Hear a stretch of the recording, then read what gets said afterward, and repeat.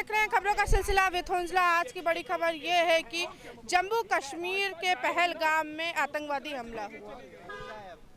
पहलगाम सबसे high security वाला area बताया जाता है, वहां पर आतंकवादी हमला होता है। निर्ममता से, बर्बरता से 28 लोगों को मार दिया जाता, हत्या कर दी जाती है। 2 विदेशी होते हैं, 17 लोग घायल होते हैं, बाकी पर्यटक और कुछ वहीं के लोग होते हैं। ये पूरी घटना से पूरा देश झकझोर के रह गया है। सत्ता पक्ष हो चाहे विपक्ष हो, दोनों को इस घटना से बहुत दुख पहुंच रहा है। पूरा भारत एक शोक में है। हम उनके साथ भी हैं जो अपने परिवारों को इस घटना में खो चुके हैं। मगर सवाल यहाँ उठता है कि इंटेलिजेंस कहाँ था, खुफिया एजेंसी कहाँ थी जब ये सारी घटना की प्लानिंग प्लॉटिंग हो रही थी। हाई सिक्योरिटी एरिया, क्या सीमा भारत कितनी कमज़ोर हो गई है कि आतंकवादी आते हैं, मारते हैं और चले जाते हैं, कानों कान खबर नहीं होती है। जब हमला हो जाता है तब सिक्योरिटी आती है। पहलगाम में कहा जाता है 10 मीटर की दूरी पर AK-47 लिए जवान तैनात रहते हैं। हालांकि सवाल यहाँ भी खड़ा होता है कि अब सरकार का, केंद्र सरकार का क्या लेकर जाएंगे, किस ओर लेकर जाएंगे, किस तरीके से इस चीज़ का बदला लेंगे जो भी आतंकवादी हैं। खैर, हम लखनऊ की जनता से मुनसे जानते जिस तरीके से सवाल खड़े हो रहे हैं इंटेलिजेंस पे, खुफिया एजेंसी से भारत की सीमा पे आतंकवादी हमला होता है और जहां होता है पहलगाम में, वो सबसे हाई सिक्योरिटी एरिया माना जाता है। 28 लोग मार दिए जाते हैं, 2 लोग विदेशी होते हैं, 17 घायल हो जाते। देखिए, सबसे बड़ी बात है कि आतंकवाद की घटना से पूरा देश मताहत है। हम समझते हैं कि ये दंगा फसाद फिरका परस्ती की जोश ने लगता है बुज़दिलों को बहादुर बना दिया। कहने का मेरा मतलब कि आतंकवाद कोई बहादुरी की पहचान नहीं है। आतंकवाद से कोई महिमा मंडन नहीं किया जा सकता। आतंकवाद से आपको ये लगता है कि मैं आतंकवाद करके, मैं किसी समुदाय में दहशत पैदा करके मैं उसकी पहचान मिटा दूंगा, लेकिन आप मुगालते में हैं। कारण ये है कि देखिए, इस समय देश में अपराध का एक ही रूप नहीं होता, अपराध 4 प्रकार के होते हैं। अपराध का मतलब एक काल्पनिक सोच से अपराधी होता है, लेकिन वो केवल सोच सकता है, उसका प्लानिंग नहीं वो कर सकता। वो सेकंड अपने मित्र के यहाँ जाता है, कहता है कि साहब अब समय की पुकार है, अमुक आदमी की हत्या हो जानी चाहिए। कल्पना मेरी, सहायता सेकेंड पिलर का, उसने कहा कि साहब ठीक है, उसने कहा कि अच्छी बात है, हम इस पे नक्शा खींच देते हैं कि आतंकवाद का कैसे शुरुआत की जाएगी। लेकिन वो केवल नक्शा बना सकता है, वो SLR नहीं चला सकता। वो तीसरे मित्र के यहाँ जाता है, कहता है कि साहब अब अमुक व्यक्ति का अब हत्या समय की पुकार है, इस पे जो है ये काम हो जाना चाहिए। उसने कहा कि साहब ठीक है, वो टाइम फिट कर देता है। चौथा आदमी के यहाँ गया, कहा कि साहब ये SLR है, ये टाइम टेबल है, ये नक्शा है, ये इसका ये टाइम है, आप जाइए। चौथा आदमी गया, अपना उठा करके काम खत्म कर दिया। आतंकवाद जो है, इसको एक रूप में अगर इसकी ये आतंकवाद की व्याख्या की जाए, हम समझते हैं कि कोई भी अपराध को एक रूपता से व्याख्या नहीं की जा सकती। अगर एक रूपता किसी भी व्याख्या में आ गया, चूंकि हम लोग थोड़ा मोड़ा शोध के भी छात्र रहे हैं, तो हम लोग कोई व्याख्या लेने से पहले उसमें उसका 2 या 3 रूप जरूर लेते थे। अगर साहब ठीक है, इसमें ये हो जाना। आतंकवाद, गुंडावाद, माफियावाद, परिवारवाद, जातिवाद भी, धर्मवाद। अगर धर्म के लपट में लंका जल गई, धर्म के परिधि में दुर्योधन का राज जल गया, कंस भी जल गए उसी आहुति में। अब फिर मुझे लगता है कि जाति और धर्म का अब खात्मा होने का समय भी आ गया है। हो गया। भाजपा छत्तीसगढ़ में पोस्टर जारी करती है, धर्म पूछा जाति नहीं पूछी। अब क्या धर्म और जात पूछकर भी आतंकवादी, मतलब कि आतंकवादी हमले में सब मारे गए, सिर्फ धर्म का ही फैलाया जा रहा है। भाजपा के धर्म पर मेरा कोई उस पे तो हमको कुछ कहना ही नहीं है, उसका धर्म उसको मुबारक हो। रह गया सवाल कि इंसानियत के धर्म पर जरूर बोला जा सकता है कि आतंकवाद ये भारत इसमें हो चुकी है। हमें गंगा जमुनी तहजीब की जरूरत नहीं है। अगर धर्म पूछ के किसी को गोली मार दिया जा रहा है तो अब उसी तलवार उठाने की जरूरत है, उसी सशक्त बाजुओं की जरूरत है कि जिस प्रकार से धर्म के नाम पे अगर ये लोग धंधा करने के लिए समाजवादी पार्टी और कांग्रेस के लोगों ने, जिन्ना जैसे लोगों ने अगर देश को बांटा है, तो हमें ये समझने की जरूरत है कि उस समय अगर देश में ये परिस्थितियां अगर किसी ने ना पैदा की होती, आज उसी सोच के लोग, समाजवादी पार्टी और कांग्रेस के लोग उसी सोच के साथ धर्म को और देश को बांटने का काम किए हैं, तो आज ये परिस्थितियां पैदा हुई हैं। इस परिस्थिति को खत्म करने की जरूरत है। गंगा जमुनी तहजीब नहीं चाहिए। जब गंगा जमुनी तहजीब डिवाइजन के हिसाब से जब इधर आए हम डिवाइड होकर, जो भी लोग तमाम मुसलमान जिस भी धर्म के लोग यहाँ, तो सबने बलिदान दिया बराबर का, सबने हर एक हिस्सा अपना हक का अदा किया, तब हिंदुस्तान एक है, सबका है हिंदुस्तान। मोदी सरकार भी है, कहती सबका साथ सबका विकास। हमको सबका साथ सबका विकास चाहिए, लेकिन हमें वो मुसलमान चाहिए जो APJ अब्दुल कलाम चाहिए, अब्दुल हमीद अंसारी चाहिए। हमें ऐसे मुसलमानों की जरूरत नहीं है जो देश में रहकर देश का पैर काटने का काम करते हैं। हम उन्हें जड़ से मिटाने का काम करेंगे। अब मोदी सरकार से यही है और हिंदू भाइयों से जरूरत है कि आप धर्म और जाति के नाम पे, जाति को हटाकर धर्म पे एक ऐसा स्तंभ स्थापित करें और ऐसे लोग को लात मारकर देश से निकालने का काम करे। जिसको पाकिस्तान से प्रेम है वो पाकिस्तान में जाके अपने देश, जिनको पाकिस्तान से प्रेम था वो पाकिस्तान में ही रह गए, जिनको हिंदुस्तान से प्रेम था वो आज हिंदुस्तान में खड़े। जिसको विवाद करना था वो देश में रह गए, जिसे भारत को तोड़ना था वो देश में रह गए। कांग्रेस की सोच वाले लोग, समाजवादी पार्टी के सोच वाले लोग, अभी उन्होंने कहा ना कि आतंकवाद का कोई धर्म नहीं होता, धर्म होता है भैया। अगर धर्म के नाम पे गोली मार दी गई तो आज हिंदुओं डूब के मर जाओ। अगर इसके बाद भी तुम कुछ इंतजार कर रहे हो तो तुम्हारे लिए शर्म की बात है। इसके पाकिस्तान जैसे देश जो ऐसे आतंकवादियों को पनाह देता है, उसके घर में घुस के मारने की जरूरत है, उसको नक्शे से मिटाने की जरूरत है। ऐसा हिंदुस्तान, ऐसे नेता और ऐसे अधिकारियों की जरूरत है हमें। बिल्कुल सही कह रहे हैं। वो अपनी वेदना यहाँ डिबेट की पटल पर रखा है, इसके लिए उनको मुबारकबाद। सबसे बड़ी बात है कि मैं उनके डिबेट के परिधि में नहीं आना चाहता, क्योंकि उनके साथ धर्म है, हमारे साथ कोई धर्म नहीं है, हमारे साथ कोई जात भी नहीं है। तो हम जाति और धर्म के लफड़े में अपने को नहीं डालना पसंद करेंगे। जो जाति और धर्म का ठेका लिया है वो अपने धर्म और जाति का रक्षा करे। हम तो एक मानव हैं, एक भारत का नागरिक है। मैं हिंदुस्तान और मुसलमान नहीं हूँ। संविधान को नहीं मानते रक्षा हो जाएगी। क्या आप संविधान को नहीं मानते हैं? आप अगर कह दीजिए देश में ऐसा कानून बना दीजिए, तो देखिए आज भी हिंदू के पास उतनी ताकत है, वो तलवार भी उठाना जानता है और अपने देश की रक्षा करना जानता है। अगर आपकी ऐसी सोच है तो मैं ऐसी सोच की निंदा करता हूँ। और अगर आपको जरूरत है इस प्रकार के कानून की, अपने धर्म के लोग अपनी रक्षा स्वयं करें, तो बनाइए ऐसा कानून। फिर देखिए हिंदुओं के अंदर क्या शक्ति और क्या साहस है, को अपने दम पे भारत की संस्कृति और विश्वास की रक्षा करने के लिए अपने आप में अटल है। भैया सब लोग अपने अपने धर्म का रक्षा करते हैं, आप कर रहे हैं तो कौन नई बात। एक राजा भी अपने स्वाभिमान का रक्षा करता है, फकीर भी करता है। समाजवादी पार्टी इस्लाम धर्म की रक्षा करने के लिए बाध्य है। हमारा धर्म टोपी देकर नहीं मारता किसी को।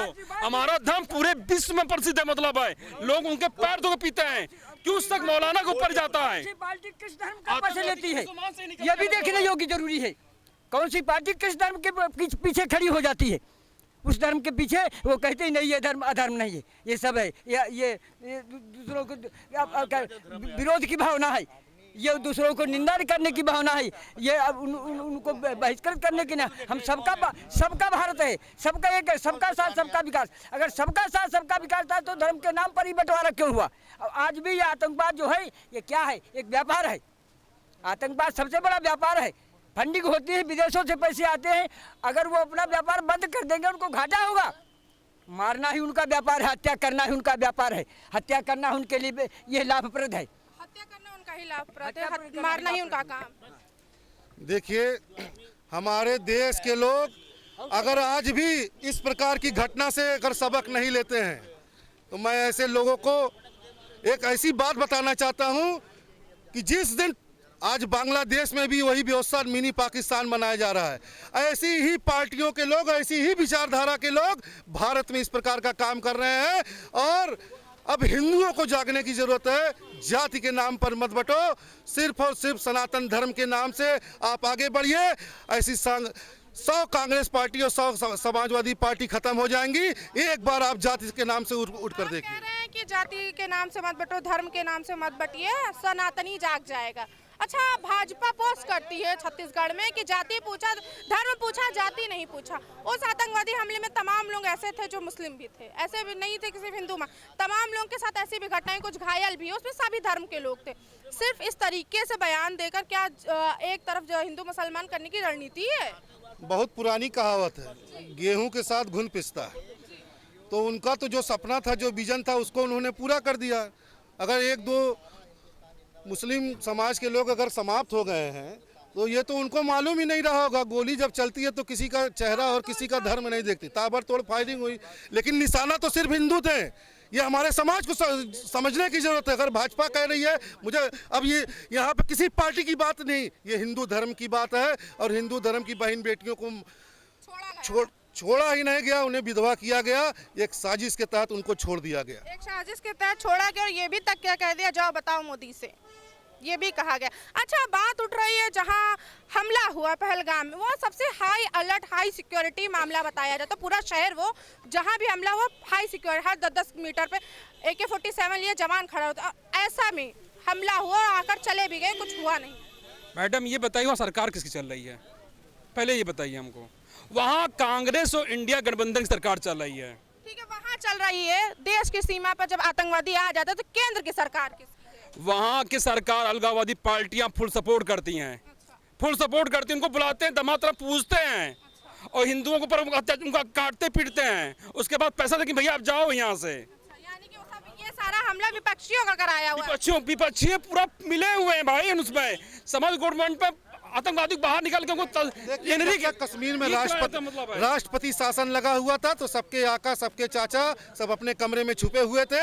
आज वो सरकार बनी है। बंगाल में भी है, देखिए वहाँ भी मारे जा रहे हैं। मतलब है लोग, बिल्कुल बिल्कुल बिल्कुल बिल्कुल वहाँ लोग मुसलमान घुस को मार रहे हैं। मतलब है ममता बनर्जी खुलेआम। रोहिंग्या मुसलमान आए कहाँ से? केंद्र की सरकार है, सीमाएं इतनी कड़क मजबूत में आए कहाँ से? सवाल यही उठता है। पहलगाम में कहाँ से आए? क्या भारत की सीमाएं कमजोर हो गई थी? रोहिंग्या मुसलमान आया कहाँ से? हिंदुस्तान में कमजोर है क्या सीमा? हमारी बात सुनिए, जो हमारे यहाँ आस्तीन के सांप है ना, ये लेके आते हैं, ये फंडिंग करते, ये बुलाते हैं कि हमारी ये चच्ची है, हमारे चच्चा हैं, पुर्दा ढाक के आते हैं। मतलब है और बुर्गा ढाक के आते हैं, ऐसे नहीं आ जाते हैं। मतलब और ये नया भारत और मोदी जी का भारत है। एक भी इंसान बचेगा नहीं, एक भी आतंकी बचेगा नहीं। मैं आपके मतलब कहता हूँ, घर में घुस के मारे जाएंगे। सिर्फ 10 दिन का इंतजार, कि 10 दिन का, इससे ज्यादा नहीं, 10 दिन का है। संस्कृति में 13 दिन बाद तेरही होती है। मोदी सरकार 10 दिन के अंदर तेरही करके पाकिस्तान का टकला करने जा रही है। पाकिस्तान का टकला करने जा रही। बहुत दुखद घटना हुई है कल, जो भी हुई है उसको लेकर कहीं ना कहीं धर्म की राजनीति भी चालू हो गई है। अब एक्चुअली धर्म की राजनीति इसलिए चालू हो गई कि उन्होंने धर्म पूछ के मारा।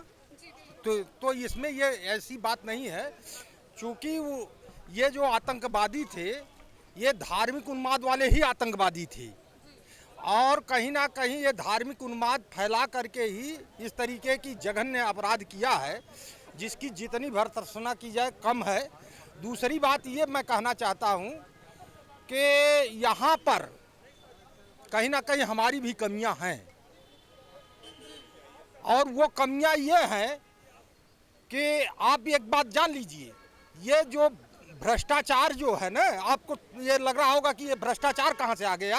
ये जो आतंकवाद भी जो है ना कहीं ये भ्रष्टाचार ही उसको पनपने फूलने देता है। और सीमा पर जो है इस तरीके की जो घटनाएं हो रही हैं, इतनी हाई सिक्योरिटी वहाँ पे है, ये घटना कैसे हो गई? इतनी बड़ी घटना कैसे हो गई हाई अलर्ट एरिया में?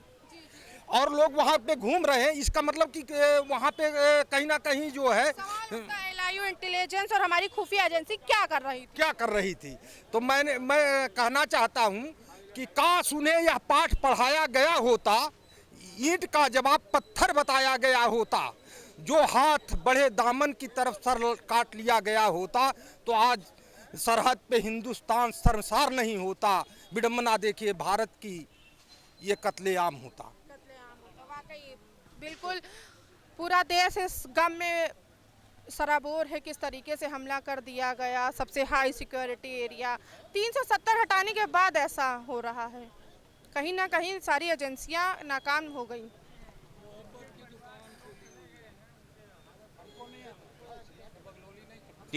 अपना इसलिए अपना हटाया गया कि एक समय ऐसा होता था कि पूरे जम्मू और कश्मीर के अंदर कोई तिरंगा नहीं फहरा सकता था, ठीक है।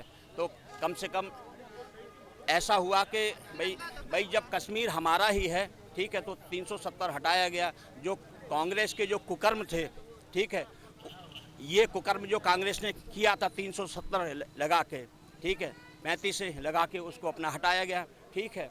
सोचा कि इन लोग को, ये जो जाहिल लोग हैं कश्मीर के, ठीक है, इनको कुछ पढ़ाया जाए, लिखाया जाए। बहुत सी इंडस्ट्रीज अपना सऊदी अरब के माध्यम से अपना लाई गई, लेकिन ये जाहिल, इनकी आतंकवादी सोच, ये सब आतंकवादी, कश्मीर का बच्चा आतंकवादी है जो हमेशा पत्थर फेंकता था, ठीक है। ये जाहिल कौम, ये कभी भारत का हिस्सा ही है जम्मू कश्मीर, नहीं हो सकती, ये भारत की नहीं हो सकती। खास करके ये जम्मू और कश्मीर के लोग, ठीक है, इनके घर में भारत की ही नहीं हो सकती अब जम्मू कश्मीर। ये जम्मू और कश्मीर के लोग, इनके घर घर में आतंकवाद है, इनकी सोच आतंकवादी है, ठीक है। और ये लोग पता क्या करते हैं, जब बाहर के पाकिस्तान के आतंकवादी आते हैं तो अपनी बेटियों को परोस देते हैं, तुम आतंकवादी हो, सबसे अच्छे दामाद मेरे तुम ही होगे, ठीक है। और ये मतलब उनसे अपनी बेटियों की शादियां करवाते हैं, ठीक है। और जितना भी आतंकवाद है, आ जाओ बेटा आ जाओ, ठीक है, दहशत अपना फैलाओ। लेकिन इस प्रकार अब लोग कह रहे कि LIU कहाँ था, फलाना। अरे जब एक आदमी वहाँ का आतंकवादी है तो जो उनको परोस रहा है, अपनी अपनी दुकानों में, घरों में जगह दे रहा है, ठीक है। और आतंकवाद की पढ़ाई होती है मदरसों में, होता क्या, केवल आतंकवाद के अलावा कुछ नहीं पढ़ाया जाता है, ठीक है। और वहाँ के मदरसे हैं, ठीक है, बेटा आतंकवादी बनो, ठीक है, आतंकवादी बन के तुम आतंकवादी को ही नहीं, मदरसों में सिर्फ खाली आतंकवाद की शिक्षा दी जाती है क्या? मदरसे में सारी शिक्षा दी जाती है, ठीक है। उसमें भारतीयता नहीं सिखाई जाती है, राष्ट्रवाद कभी नहीं सिखाया जाता है, वहाँ पे कभी राष्ट्रगान होता ही नहीं है, ठीक है। लेकिन वो मदरसों के लोग थे जब आज़ादी के समय था, तो हम जानते हैं दिल्ली की लेके और काबुल तक के कोई ऐसा पेड़ नहीं रहा होगा जहाँ ने अंग्रेज़ों ने फांसी ना दी हो। और रही बात जो हमला हुआ है, बिल्कुल निंदनीय है, ठीक है। ये सरकार में जो बैठे वो केंद्र शासित राज्य है, ठीक, वहाँ पे पूरा अमित शाह को तो इस्तीफा दे देना चाहिए। क्या बात कर रहे हैं, उनको तो इस्तीफा दे के आना चाहिए कि जाके श्रद्धांजलि दिए लाल कारपेट पे भी जाके वहाँ शहीद में देने गोली मारी जाएंगे। और जिसका और जो देना चाहिए पहले अमित शाह छोड़ दो तुम, अमित शाह का पाकिस्तान को उड़ा दो, खत्म कर दो, नक्सल से मिटा दो साले को। आतंकवादियों के साथ में इस भारत के अंदर ये जो चिकलांडू बैठे हुए हैं, कह रहे हो, ये जो देश के बारे में कहो, बैठे हुए हैं ना, ठीक है, ये जो आस्तीन के साथ बैठे हुए हैं ना, ठीक है, बिल्कुल आतंकवादी पैदा होते हैं, कुछ नहीं सिखाया जाता वहाँ पे, ठीक है। क्या गए आप कभी? आपने कभी राष्ट्रगान होता है किसी ने बताया? लेकिन नहीं, सारे चमड़े की जबान है, कुछ भी आके अपना वो खोल दो। इनकी आंखों में शर्म नहीं है। 28 लोग हमारे मारे गए हैं, लेकिन नहीं, ये हमेशा बकवास भरी अपना बातें करेंगे। कैसी गंगा जमनी तहजीब, ठीक है, हाँ, बस हिंदू मारे जाए। भाईचारा, भाई बेचारा हमारा चारा बन के कट गया। हमारा भाई जो था वो चारा बन के कटा जा रहा है। बंगाल हो, केरल हो, उत्तर प्रदेश हो, हर जगह हमारा भाईचारा बन के कट रहा है। मैं कहना चाहता हूँ, जो है प्रधानमंत्री मोदी से कहना चाहता हूँ, अगर जिसका बदला आप नहीं लिए तो आपको धिक्कार है प्रधानमंत्री पद के। प्रधान पद पर रहना जितकार है, इसलिए हमें इसका बदला चाहिए, हमें बदला चाहिए। और उन जो आतंकवादी है ऐसी हैवानियत किए हैं उनको काट के लाना चाहिए, तब हम मोदी को प्रधानमंत्री मानेंगे, नहीं मानेंगे। मोदी को तभी प्रधानमंत्री मानेंगे तभी। मैं कानून व्यवस्था का मुद्दा स्टेट गवर्नमेंट का होता है इंडियन कॉन्स्टिट्यूशन के अंतर्गत, तो मेरा ये मानना है कि जो भी वहाँ पर हमला हुए हैं वो वहाँ की स्टेट गवर्नमेंट की रिस्पॉन्सिबिलिटी है और पूरी तरीके से वो असफल है। मैं तो ये मांग करता हूँ आपके चैनल के वहाँ के सरकार को बर्खास्त कर दिया जाए। सरकार को बर्खास्त कर देना चाहिए क्या? सरकार को बर्खास्त कर देना चाहिए? बिल्कुल। अच्छा, जिस जगह पर हमला हुआ वो हाई सिक्योरिटी के अंदर आता है। भारत की सीमा क्या इतनी कमजोर हो गई कि हाई सिक्योरिटी एरिया में आकर आतंकवादी हमला हुआ? भारत की सीमा कमजोर नहीं है, जो वहाँ के लोग हैं वो सपोले प्रकार के हैं। वो दोनों लंग इधर भी और उधर भी आने जाने का कार्य करते हैं। इस संबंधित ये घटना हुई है, ये घटना बहुत निंदनीय है। हाँ, तो इसको लेके वहाँ की गवर्नमेंट को बर्खास्त किया जाए। मैं मोदी जी से गुजारिश करता हूँ कि इस घटना को लेकर इस पर संज्ञान लेकर तुरंत कार्रवाई की जाए, बदला लेना चाहिए। बदला लिया जाएगा, लेना नहीं चाहिए, बदला लिया जाएगा क्योंकि ये सत्य और सनातन की बात है। सत्य और सनातन की बात है। सनातन ही सत्य है, सत्य ही सनातन है। जो भी है, अब धर्म के नाम पर राजनीति हो रही है, धर्म के नाम पर आतंकवादियों ने उन बेचारों को मार दिया जो वहाँ सिर्फ घूमने गए थे, जीवन के वो हसीन पल लेने गए थे जो वो अपनी मेमोरी कार्ड में सेव करने गए थे। जो घटना हुई वो वाकई निंदनीय है। इसका शोक पूरे भारत में देखने को मिल रहा है। भाजपा ने अपने कई कार्यक्रम भी रद्द कर दिए, विपक्ष ने भी शोक जाहिर किया है। हम आपके साथ फिर से लौटेंगे एक नए मुद्दे के साथ। तब तक के बने रहें शी न्यूज़ के साथ। कैमरा पर्सन अजय के साथ मैं उंजला, लखनऊ।